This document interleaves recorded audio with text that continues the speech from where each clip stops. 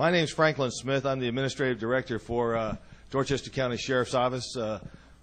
I and Sheriff Ray Nash are going to be doing this presentation on the Tarnished Badge. And one other thing before we get started, I do want to introduce our son, my son, and his daughter. Back in the back, you probably saw them as you came in, Paul Smith and Kelsey Nash, Paul Smith and Kelsey Nash, who are with us and assisting us with the setup that you have this morning. But polish the Tarnished Badge, build a culture of character. One of the things that happened in our local jurisdiction a few years back is the local news media decided to do a series of articles on the Tarnished Badge. They had discovered that for some reason in law enforcement that we were covering up things. And as they started this, there was a series of articles. And what I want to start with is I want to show you the headlines that they had and see if these headlines might ring anything like one or two that you might have seen in your area. Hopefully not for your jurisdiction. From the Charleston Post and Courier. Problem cops, a systemic failure. Governor plans cop cleanup. Tougher hiring standards needed for police. Lawmakers tackle issue of problem police officers. 15 law officers facing review. Prosecutor questions officers' abilities. A police probe ticket. Well, man, I can't read this. Too long to read. Officer out of job in wake of review. Panel tackles issue of problem police. Third of applicants rejected. Academy strips officer of badge. Panel explores policing bad cops. Deputy sidelined for 1987 incident. State sidelines police officer. Veteran deputy stripped of badge.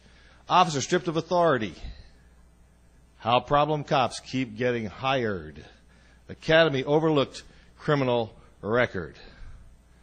Now, if you had that many articles come out in 4 to 6 weeks, it might just change what's going on. It did in South Carolina. As a result of this particular, I didn't even count how many there is, 18, 20 articles on this, especially as you look at that last one that came up. Well, you can't tell which one it is, but the one dead center. Academy overlooked criminal record. Problem cops right above it keep getting hired. We started to see that the public was getting concerned about what is going on in law enforcement. What is this code of silence? We hire someone, after a season a while, they do something that is super egregious. We terminate them.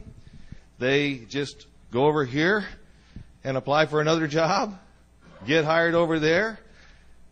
Then later on, that agency discovers this is a real problem, and so they terminate them. Then they come over here and apply for another job, and they simply go back and forth from one agency to another like a bad penny, and we continue to have this problem individual surfacing over and over and over again. One of the things is that the challenges that we face are all similar. They're all similar. They're all the same. The only kind of individuals we have to work with are people. We don't have a different group.